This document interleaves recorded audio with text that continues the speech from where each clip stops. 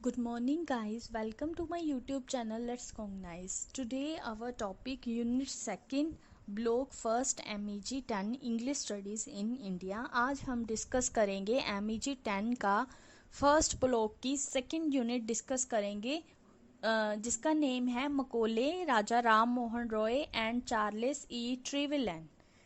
इसमें हमारे पास कुछ टॉपिक है, आप देख रहे हैं स्क्रीन पर, जैसे objective, introduction, the introduction of English studies in India, और भी कई टॉपिक हैं। बट आज हम इसके टॉपिक डिस्कस करेंगे, वो है objective, introduction and the introduction of English studies in India. आज हम इसका सेक्शन 2.0, 2.1, 2.1.1 ये तीनों डिस्कस करेंगे। Now let's start. What is it objective?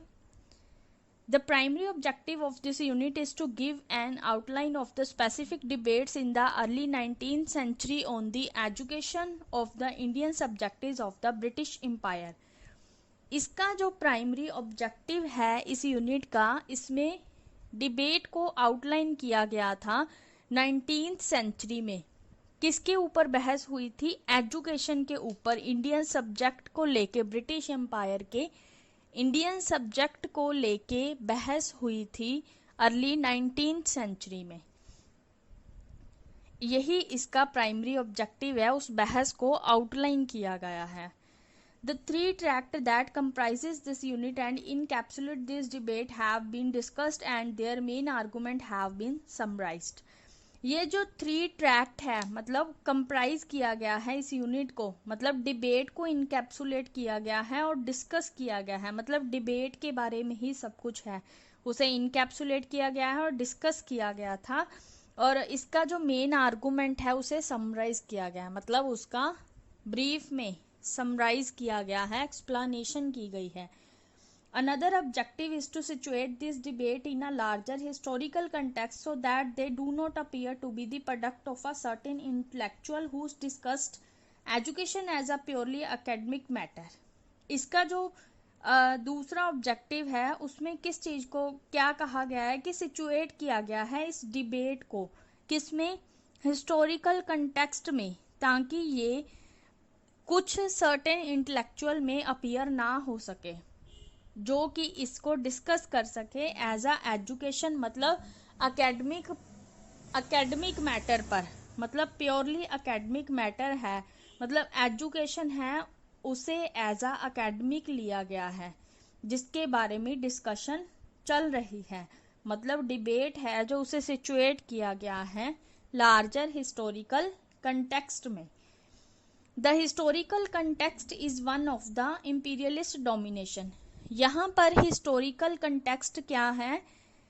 Historical context एक इंपीरियलिस्ट डोमिनेशन है, और क्या है? इकोनॉमिक एक्सप्लॉयटेशन है इंडियन रिसोर्सेज का। किसके द्वारा की गई है ये? ब्रिटिश ईस्ट इंडिया कंपनी के द्वारा। At the same time the early 19th century was a witness to the growth of social reform movement in India with the rise of some of the most dedicated crusaders against social maladies. उसी time पर क्या था? Early 19th century में क्या थी? Witness दी गई थी, मतलब गवाही दी गई थी किस चीज को? सोशल रिफॉर्मर मूवमेंट की ग्रोथ को। कहाँ पर दी गई थी? इंडिया में दी गई थी। वहां पर क्या था? राइज हो रहा था, मतलब कुछ डेडिकेटेड क्रूसेडर्स जो किसके अगेंस्ट थे? सोशल मेलेडीज के अगेंस्ट थे, वो काफी बढ़ रहे थे।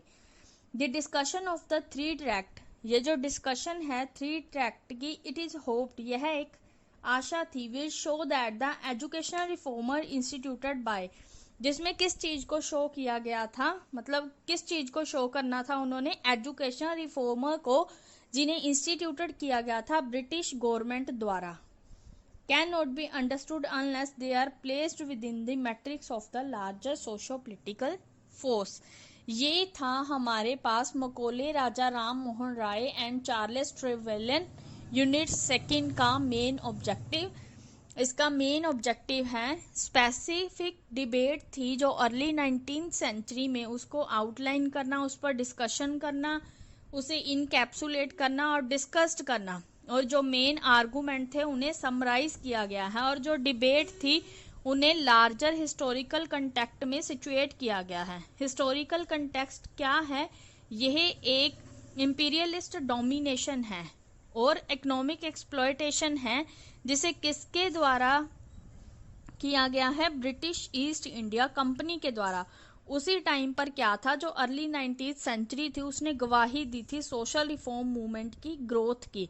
उसके साथ क्या था, कुछ डेडिकेटेड क्रूसेडर्स जो सोशल मेलोडीज के अगेंस्ट थे वो काफी बढ़ रहे थे। ये था ऑब्जेक्टिव दिस यूनिट। नेक्स्ट हम डिस्कस करते हैं introduction. Now let's start introduction. English studies was introduced in India in the first half of the 19th century. जो इंग्लिश स्टडीज थी उसे इंट्रोड्यूस किया गया 19th सेंचुरी के फर्स्ट हाफ में। The year 1835 can be taken as the official date of introduction in India. इसकी जो official date थी, मतलब जब सोचा गया था इंग्लिश को इंट्रोड्यूस करना है, वो डेट थी 1835 इंडिया में। The date when the teaching of English at O level was officially sanctioned by the British colonial government.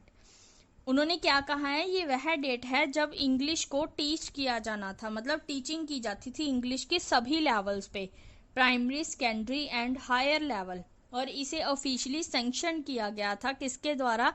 British colonial government के द्वारा। However, the process of the education of Indians through the language of the colonizer was set into the motion much before 1835. ये जो process थी Indians की education थी, ये किसके द्वारा की गई थी? लैंग्वेज ऑफ द क्लोनाइजर, मतलब किनकी लैंग्वेज थी? ये क्लोनाइजर की लैंग्वेज थी, और इसे सेट किया गया मोशन में 1835 से पहले। This process can be broadly classified into two parts. ये जो प्रोसेस थी इसे क्लासीफाई किया गया दो पार्ट्स में। The first comprises a set of arguments and opinion. जो फर्स्ट पार्ट था उसमें क्या क्या चीजें ली गई थी? एक तो set of arguments and opinions को लिया गया था, जो एडवोकेट करते थे स्टडी ऑफ इंग्लिश लिटरेचर को एंड यूरोपियन साइंस को through the medium of English. The second part क्या था? इसमें इस्टेब्लिशमेंट की गई थी स्कूल एंड कॉलेजेस की for the study of English की स्टडी के लिए, as well as setting up of institutional bodies for the formulation of education policy on the behalf of the colonial government. क्या था जो सेकेंड था? इसमें establish की गई स्कूल और कॉलेज इंग्लिश की स्टडी के लिए। उसके साथ साथ ही क्या किया गया? सेटअप किए गए इंस्टीट्यूशनल बॉडीज, किसके लिए? फॉर्मुलेट करने के लिए एजुकेशन पॉलिसी को, और ये किसके बिहाफ में थे? कॉलोनियल गवर्नमेंट के बिहाफ में थे। In this unit we shall restrict our focus on the first half of the process. इस यूनिट में उन्होंने क्या कहा है, जो अर्ली 19th सेंचुरी का फर्स्ट हाफ था उसको हमने रेस्ट्रिक्ट करना है, मतलब उस पर ध्यान नहीं देना है। ये था हमारे पास इंट्रोडक्शन।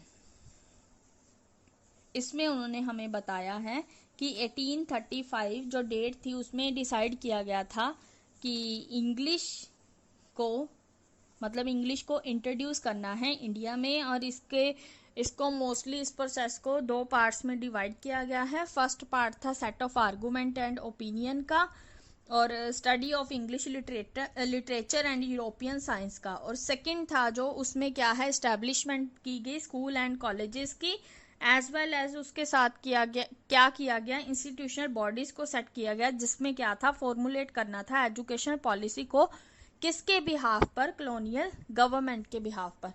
नाउ हम डिस्कस करते हैं इसका थर्ड पार्ट है हमारे पास the introduction of English studies in India.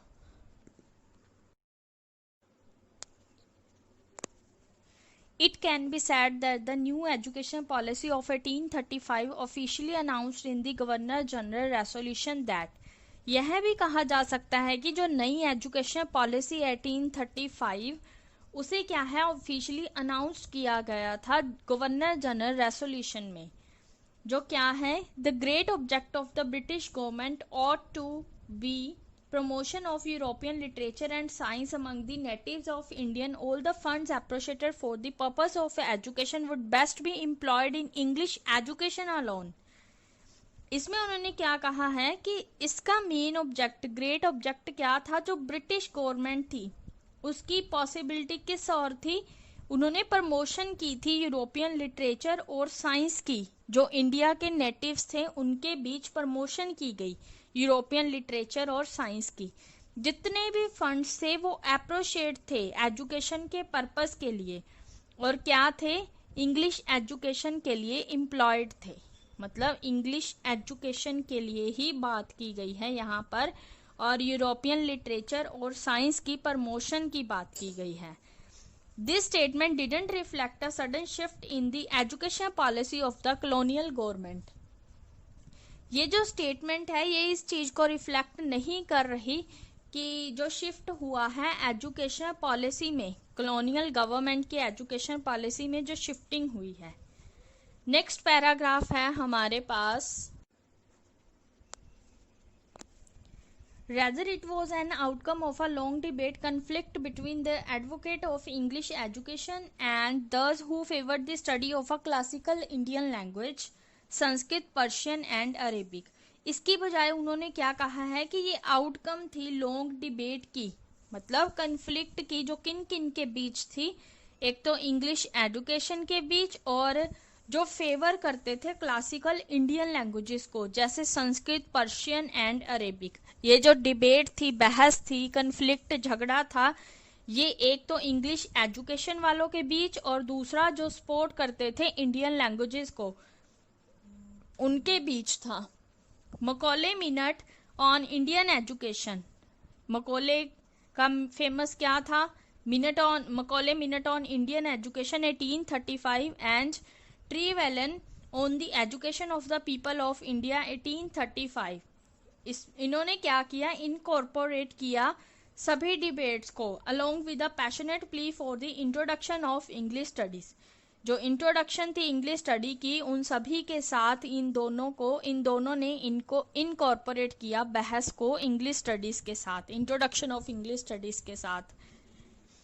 However it must be noted that as early as 1798 Charles grant, हमें यह नोट करना है कि स्टार्टिंग में, अर्ली में जो क्या था, 1792 में चार्ल्स ग्रांट था, an employee of the East India Company. क्या था, एम्प्लॉयर था ईस्ट इंडिया कंपनी का। Recommend the dissemination of European literature and science through the medium of English among the people of India. जिसने किस चीज को recommend किया था, यूरोपियन लिटरेचर की डिजामिनेशन को, मतलब यूरोपियन लिटरेचर एंड साइंस के फैलाव को, स्प्रेडिंग को, किसके थ्रू, मीडियम ऑफ इंग्लिश के थ्रू, लोगों के बीच, इंडिया के लोगों के बीच। The reason given by Grant for this extraordinary importance attach to the study of English literature are significant. जो मेन रीजन था ग्रांट द्वारा दिया गया था, उसकी इंपॉर्टेंस क्या थी कि जो इंग्लिश की स्टडी है काफी सिग्निफिकेंट है, इंग्लिश लिटरेचर की स्टडी काफी इंपॉर्टेंट है, सिग्निफिकेंट है। They form the backbone of all later arguments demanding an official approval of English study. ये क्या है, बैकबोन है सभी आर्गुमेंट्स की, जिन्होंने किस चीज की डिमांड की है, ऑफिशियल स्टडीज की, ऑफिशियल अप्रूवल की, मतलब इंग्लिश स्टडी के ऑफिशियल अप्रूवल की डिमांड की है।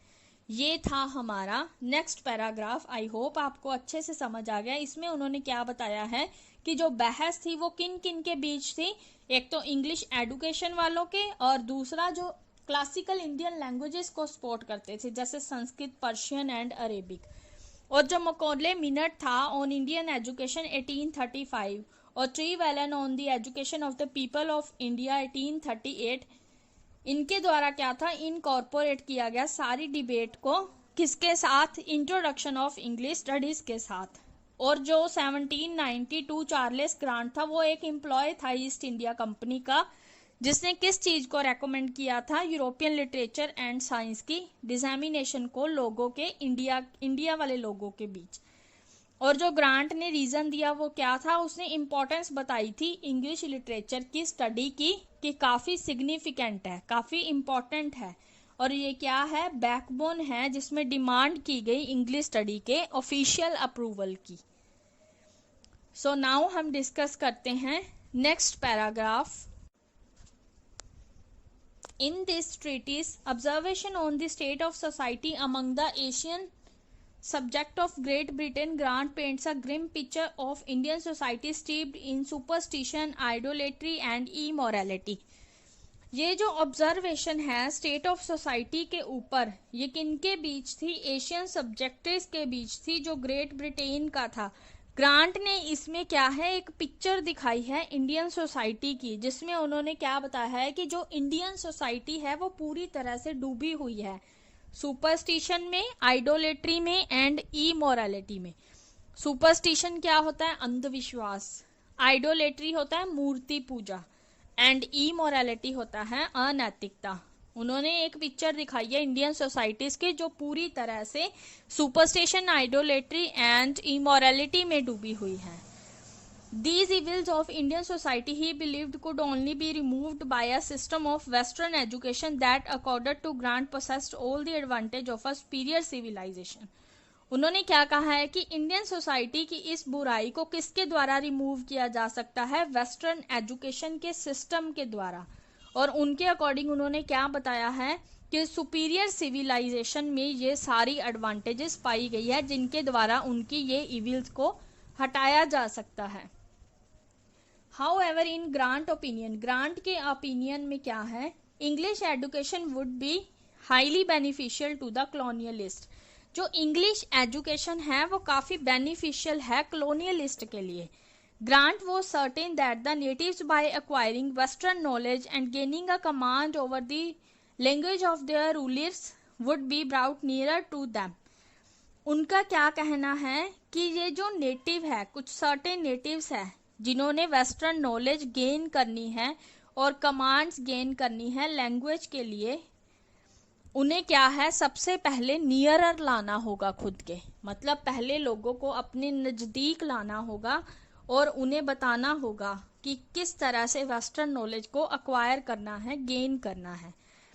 This reduction of distance between the natives and their governor, इससे क्या होगा कि डिस्टेंस कम हो जाएगा नेटिव्स का और उनके गवर्नर्स का, जिससे क्या है, फॉर्मर लॉयल्टी इंश्योर होगी, मतलब उन दोनों के बीच क्या बनेगी, फॉर्मल लॉयल्टी बनेगी। Grant also postulate that it would be easier to trade with Anglicised Indians and ensure their cooperation in the realm of the commerce.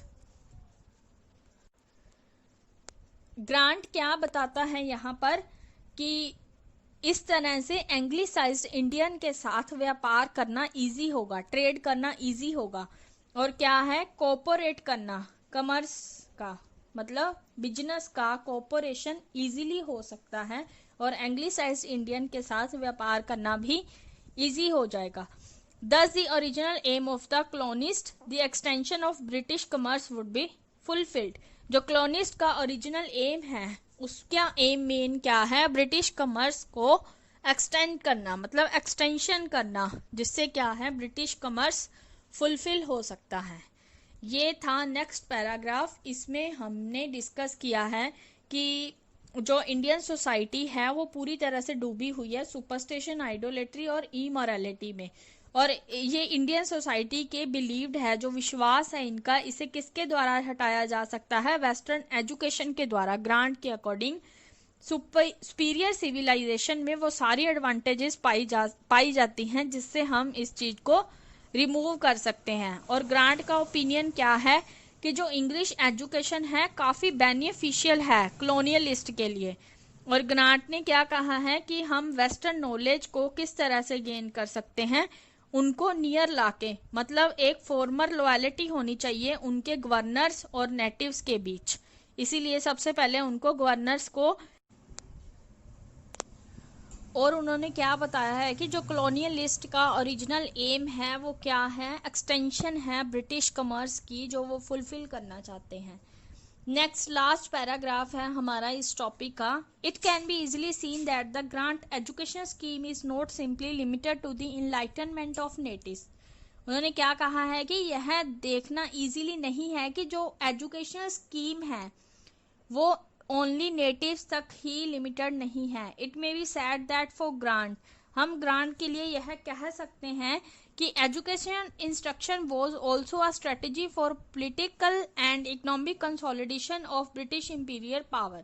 कि जो एजुकेशनल इंस्ट्रक्शन है वो क्या है, एक तरह की स्ट्रेटजी थी. किन किन के लिए? पॉलिटिकल एंड इकोनॉमिक कंसोलिडेशन के लिए. मोर ओवर, इसके अलावा the question of the enlightenment of Indians also seem to be based on the assumption of the native culture and civilization is intrinsically inferior with no redeeming feature. उन्होंने क्या कहा है कि इसके अलावा जो क्वेश्चन अराइज होते हैं इनलाइटनमेंट ऑफ इंडियंस के, वो किसके बेस पर होते हैं? नेटिव कल्चर एंड सिविलाइजेशन की अजम्पशन के बेस पर. Are not both these assumptions debatable and problematic. उन्होंने क्या कहा है कि ये अजम्पशन है जो डिबेटेबल एंड प्रॉब्लमेटिक हो सकती हैं दोनों. क्वेश्चन अराइज हो रहा है यहाँ पर.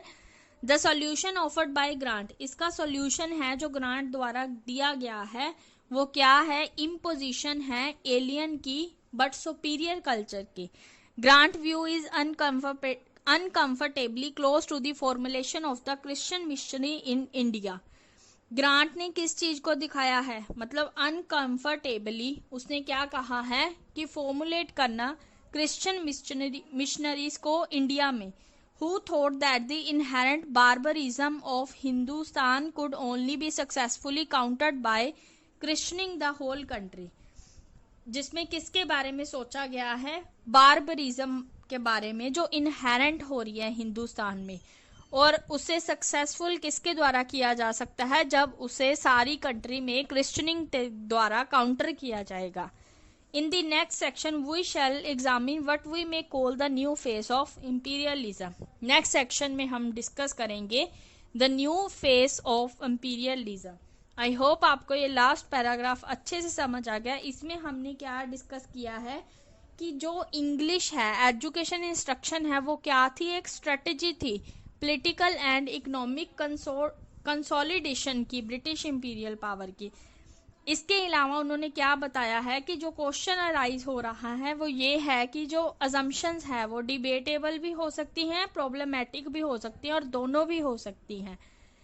और जो सॉल्यूशन है ग्रांट ने दिया है वो क्या दिया है? इम्पोजिशन दिखाई गई है.